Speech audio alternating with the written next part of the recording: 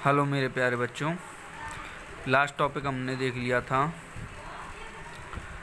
Electric field intensity at axial position and equatorial position, और दोनों में हमने क्या पढ़ लिया था, रिलेशन भी देख लिया था कि E axial upon E equatorial equal to क्या होता है, 2 होता है।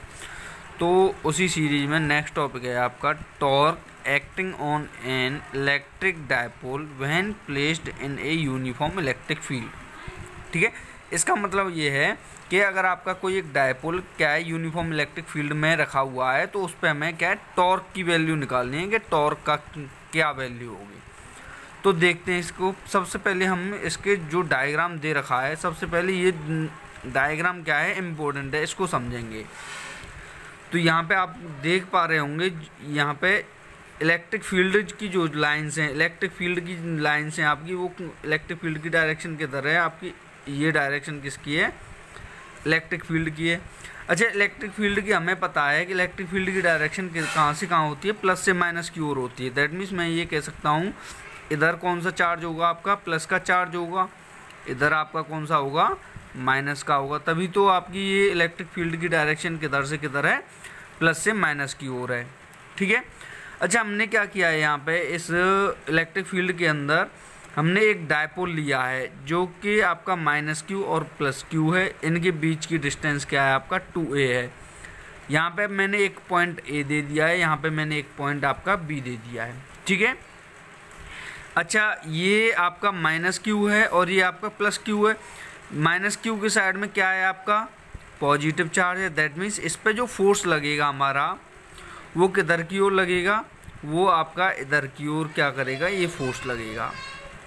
अच्छा, ये जो डायरेक्शन है आपकी, इस पे जो फोर्स लगेगा, डायपोल पे जो फोर्स लगेगा वो किधर लगेगा आपका, इस ओर लगेगा, प्लस से माइनस की ओर। अच्छा, आप लोग ऐसे भी कह सकते हैं इस डायरेक्शन में क्यों नहीं लग रहा है। देखिए, हमारा डायपोल है ये, और डायपोल की जो इस पे जो फोर्स है आपका प्लस से माइनस की ओर, या और इस पॉइंट पे कहाँ से, माइनस से प्लस की ओर होगी।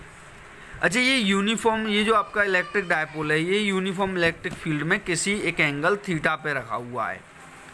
ठीक है, किस पे, थीटा पे रखा हुआ है।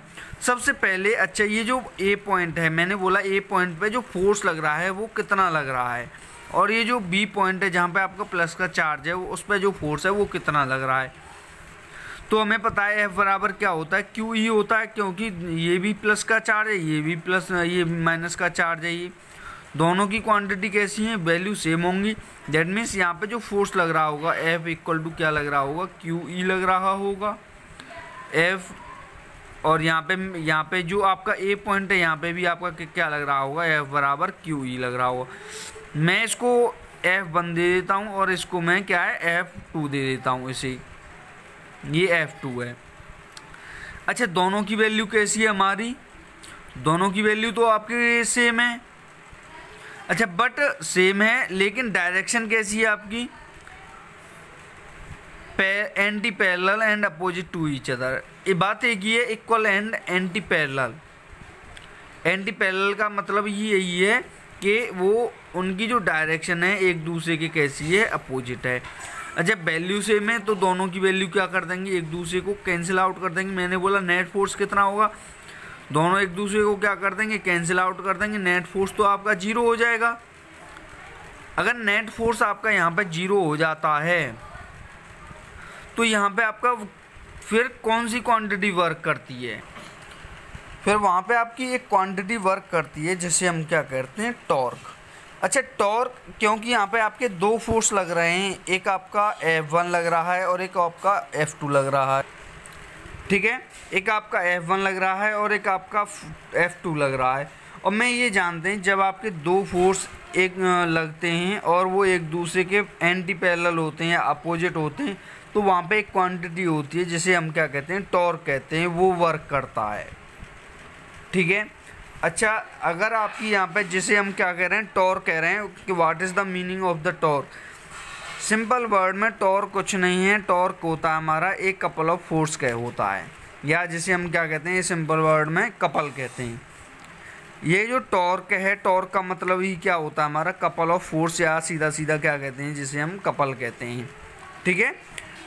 जो torque experience by electric dipole. अच्छा, जो टॉर्क है वो कितना आपका क्या है एक्सपीरियंस करेगा इलेक्ट्रिक डायपोल। ठीक है, तो हमें पता है जो टॉर्क इक्वल टू क्या होता है, magnitude of either force multiply perpendicular distance between line of action between forces. अच्छा, इसका मतलब ये क्या है, ये आपका perpendicular distance force multiply by perpendicular distance between two forces. अच्छा, एक फोर्स की डायरेक्शन आपकी इधर है और एक फोर्स की डायरेक्शन आपकी इधर है। जब मैं इसको क्या है पीछे की ओर ले जाते हैं और इन दोनों के बीच की जो परपेंडिकुलर डिस्टेंस है वो क्या हो गई आपकी डी हो गई। तो ये तो हो गई आपकी परपेंडिकुलर डिस्टेंस। अच्छा, मैग्नीट्यूड ऑफ द फोर्स कितना हो जाएगा, मैग्नीट्यूड ऑफ द फोर्स आपका कितना रहेगा, वो रहेगा क्यू ई। तो यहाँ से मेरा ये बन के आता है टाउ इक्वल टू क्या Q E into perpendicular distance क्या है डी है, जिसे मैं इक्वेशन क्या दे रहे हैं आपका 1 दे रहे हैं।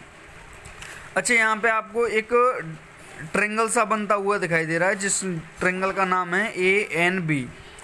अच्छा, मेरे पास क्या क्या क्वांटिटी गिवन है, एक तो मेरे पास अगर ये एंगल थीटा है तो ये क्या हुआ, ये तो परपेंडिकुलर हुआ और ये क्या हुआ आपका हाइपोटेनस हुआ। तो परपेंडिकुलर और हाइपोटेनस में एक रिलेशन होता है, वो किसका होता है, वो होता है साइन थीटा का। तो मैं यहाँ से क्या साइन थीटा इक्वल टू आपका perpendicular upon hypotenuse D upon 2a नहीं लिख सकता हूँ। तो यहाँ से साइन थीटा इक्वल टू क्या हो जाएगा डी अपॉन 2a। अच्छा, यहाँ से डी अपॉन 2a मैं इसलिए कर रहा हूँ क्योंकि बस मेरे को क्या चाहिए, डी की वैल्यू चाहिए। अच्छा, डी की वैल्यू क्या हो जाएगी, डी की वैल्यू हो जाएगी यहाँ से D equal to 2 sine A, D equal to 2 sine A या 2a साइन थीटा, 2 साइन ए नहीं सॉरी 2a साइन थीटा हो जाएगी। ठीक है, आगे देखेंगे इसे। तो फिर यहाँ से जो टॉर्क है हमारा, टॉर्क की वैल्यू क्या हो जाएगी, torque equal to q E into 2a sine theta. अच्छा, मैंने 2a को मैंने क्या है क्यू के साथ मिला दिया, तो ये क्या बन गया क्यू इंटू 2a। और मेरे को पता है क्यू इंटू 2a क्या होता है, इलेक्ट्रिक डायपोल मूवमेंट होता है, जिसको मैं किससे डिनोट करते हैं, पी से डिनोट करते हैं। तो ई इंटू साइन थीटा, तो यहाँ से टाउ इक्वल टू क्या आ गया पी ई साइन थीटा। ठीक है। अच्छा, साइन थीटा आ रहा है, मेरे को पता है जो इलेक्ट्रिक डायपोल है मूवमेंट है और इलेक्ट्रिक फील्ड है, इनके बीच में क्या होना चाहिए आपका क्रॉस प्रोडक्ट होना चाहिए, तभी हमारा क्या है साइन थीटा की फॉर्म बन सकती है। तो मैं इसको एक और तरीके से लिख सकता हूँ टाउ इक्वल टू आपका पी क्रॉस ई, क्योंकि आपकी क्या है पी भी आपकी वेक्टर क्वांटिटी है और ई भी आपकी क्या है वेक्टर क्वांटिटी है। ठीक है, तो यहाँ से जो tau equal to p E sine theta है, यही हमारा क्या होता है फॉर्मूला होता है, जिससे क्या है प्रूफ करवा लिया जाता है। हालांकि इसकी कुछ कंडीशंस भी हैं, उन कंडीशंस को या उन केसेस को हम आगे देख लेते हैं। अच्छा, इसमें जो केस 1 है यहाँ पे आप देख रहे होंगे, यहाँ पे केस 1 है। केस 1 में आपका वैन थीटा इक्वल टू क्या कह रहा है, 0 कह रहा है। What do you mean by this, इसका मतलब ये है कि सबसे पहले ये पूछा जाएगा एट थीटा इक्वल टू 0 की मतलब ये है आपका जो इलेक्ट्रिक डायपोल है वो किस में स्टेबल इक्विलिब्रियम में, किस में स्टेबल इक्विलिब्रियम होगा। अच्छा, थीटा इक्वल टू 0 है तो साइन थीटा की वैल्यू 0, तो टाउ इक्वल टू क्या हो जाएगा, टॉर्क इक्वल टू 0 हो जाएगा। अगर थीटा की वैल्यू 90 है तो टाउ क्या हो जाएगा आपका, टाउ थीटा इक्वल टू 90 है, साइन थीटा की वैल्यू 1, तो वहाँ पे ये जो वैल्यू है क्या हो जाएगी, ये मैक्सिमम हो जाएगी। ठीक है। अच्छा, अगर हम थीटा इक्वल टू 180 कर दें, थीटा इक्वल टू 180 कर दें और 180 पे हमें पता है कि ये साइन 180 की वैल्यू भी क्या होती है 0 होती है, जहाँ पे क्या आ जाती है अनस्टेबल की कंडीशन आ जाती है। इसका मतलब क्या है अनस्टेबल और स्टेबल का, स्टेबल का मतलब ये है कि जब आपका एंगल 0 हो तो स्टेबल होगा, एंगल 180 है तो आपका क्या होगा अनस्टेबल होगा आपका इलेक्ट्रिक डायपोल। ठीक है, तो मैंने जैसे पहले आपको बताया था नेट फोर्स क्या होगा आपका इलेक्ट्रिक डायपोल पे, एफ नेट इक्वल टू का क्यू ई और प्लस का माइनस में इंटू क्यू ई। ये किसके कारण है, ये आपका माइनस वाले के कारण है और ये प्लस वाले के कारण है, तो नेट फोर्स क्या हो जाएगा वहाँ पे आपका 0 हो जाएगा। ठीक है क्लास, तो ये आपका क्या है यहाँ पे, ये जो कंडीशंस हैं यहाँ पे आपका ये टॉपिक कंप्लीट होता है, torque in a uniform magnetic field. ठीक है। उसी टॉपिक से रिलेटेड आपका देखिए ये है वर्क डन और पोटेंशियल एनर्जी किस्म के अंदर, इलेक्ट्रिक डायपोल के अंदर, किसके द्वारा, आपका टॉर्क के द्वारा। ठीक है, देखिए थोड़ा सा हम इससे देखते हैं कि if the dipole is rotated through the small angle D theta, अगर हम क्या करते हैं, जो आपका इलेक्ट्रिक डायपोल था उसको थोड़ा सा रोटेट करते हैं, किसके द्वारा, कितने एंगल से, डी थीटा एंगल से। जब तो रोटेट करने में कुछ ना कुछ क्या करना पड़ेगा, हमें वर्क डन करना पड़ेगा। क्या करना पड़ेगा, हमें वर्क डन करना पड़ेगा। तो वो वर्क डन बेटा कितना होगा, वो भी स्मॉल वर्क डन होगा, क्योंकि स्मॉल एंगल है, स्मॉल वर्क डन होगा। Small work done d theta equal d W equal to क्या हो जाएगा, टाउ इंटू डी थीटा। तो डी डब्ल्यू इक्वल टू क्या हो जाएगा, टाउ की वैल्यू अभी हमने पढ़ी है, वो क्या होती है, P E sine theta. D theta आपका यहाँ पे ऑलरेडी ये है, ये ठीक है। अच्छा, ये क्या है, आपका स्मॉल वर्क डन है। अगर हमें क्या है, टोटल वर्क डन चाहिए, अगर हमें क्या है, टोटल वर्क डन चाहिए, और टोटल वर्क डन के लिए हमारे पे हम क्या करते हैं, स्मॉल से टोटल निकालने के लिए हम क्या करते हैं, इंटीग्रेट करते हैं। तो ये जो आपका डी डब्ल्यू है, डी डब्ल्यू का यहाँ पे क्या इंटीग्रेट कर दिया है। अच्छा, P E sine theta D theta, यहाँ पे इंटीग्रेट किसका होगा, साइन थीटा का, वो थीटा का होगा। अच्छा, थीटा का भी क्या होगा, वेरिएशन होगा। अच्छा, ये जो थीटा है, थीटा की वैल्यू मैंने मान लिया, इसकी जो लोअर लिमिट है, कहाँ से कहाँ पे आपका एंगल को चेंज कर रहे हैं, थीटा 1 से थीटा 2 के लिए आप क्या कर रहे हैं, चेंज कर रहे हैं। ठीक है, तो हमें पता है पी ई तो कांस्टेंट है, साइन थीटा डी का क्या होता है आपका इंटीग्रेशन, वो होता है माइनस का कॉस थीटा, माइनस का कॉस थीटा। यहाँ पे जब हम लिमिट को लगाते हैं तो सबसे पहले अपर लिमिट आती है, फिर उसके बाद में माइनस में आपका क्या है, लोअर लिमिट आती है। तो पहले क्या है, यहाँ पे हमने क्या है, अपर लिमिट लगाई है, पी माइनस पी आपका पहले से आ गया ही है, तो ये कॉस थीटा 2 माइनस का कॉस थीटा 1 हो जाएगा। ये जो वर्क डन है, यही वर्क डन हमारा क्या है, पोटेंशियल एनर्जी की फॉर्म में क्या हो जाता है, स्टोर्ड हो जाता है। ठीक है, जिसे हम किससे डिनोट करते हैं, यू से डिनोट करते हैं। ठीक है, तो आगे इसकी जो कुछ कंडीशंस भी दी हुई हैं, हम इन कंडीशंस को और देखते हैं।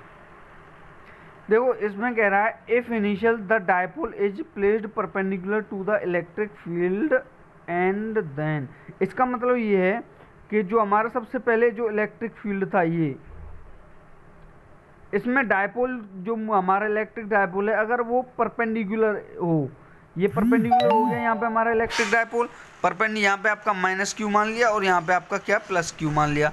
जब परपेंडिकुलर है तो थीटा 1 कितना हो गया हमारा साइन, तो यहाँ पे थीटा 1 क्या हो जाएगा आपका 90 डिग्री हो जाएगा। ठीक है, अच्छा, जो बाद में रोटेट होने के बाद जो बाद का एंगल है वो कितना मान लिया, वो कितना है, थीटा 2 इक्वल टू थीटा है। ठीक है, तो W इक्वल टू क्या आपका माइनस का पी कॉस थीटा 2 की जगह हमने क्या है, थीटा लगा दिया है, थीटा 2 इक्वल टू थीटा है, थीटा 1 की जगह हमारा क्या है 90 डिग्री है, और कॉस 90 की वैल्यू हमें पता है 0 होती है। तो यहाँ से जो वर्क डन है वो कितना आएगा हमारा, W इक्वल टू माइनस का पी कॉस थीटा। ठीक है, क्या है यहाँ पे आपका W इक्वल टू माइनस का पी कॉस थीटा। अच्छा, हमें स्टेबल की कंडीशन हमें पता है, स्टेबल की कंडीशन हमारी कब होती है, जब आपका एंगल क्या होता है, 0 होता है। अगर थीटा इक्वल टू 0 है, इसका मतलब ये है कॉस थीटा की वैल्यू क्या हो जाएगी, 1 हो जाएगी, और यहाँ पे जो u है वो u क्या हो जाएगा, आपका जो पोटेंशियल एनर्जी है वो क्या हो जाएगी, माइनस का पी ई। ठीक है, अगर हमारा क्या है, थीटा इक्वल टू 90 डिग्री हो, थीटा 90 है, कॉस थीटा की वैल्यू क्या है, कॉस 90 की वैल्यू 0 होगी, तो पोटेंशियल एनर्जी 0 होगी। अगर थीटा इक्वल टू आपका क्या है 180 है, थीटा अगर आपका 180 है, तो वहाँ पे 180 के लिए मैंने क्या बताई थी, अनस्टेबल की कंडीशन बताई थी, और वहाँ पे आपका जो अच्छा कॉस 180 की वैल्यू क्या होती है, -1 होती है, ये आपको पता ही होगा, कॉस 180 इक्वल टू कितना, -1 होती है। अच्छा, -1 इंटू माइनस पी, तो ये क्या हो जाएगा आपका प्लस का पी हो जाएगा ये। ठीक है, अच्छा, ये प्लस का पी है, और आपका 0 के लिए क्या था, माइनस का पी, तो ये आपका मैक्सिमम वैल्यू हो जाएगी, ये किसकी, पोटेंशियल एनर्जी की। ठीक है क्लास,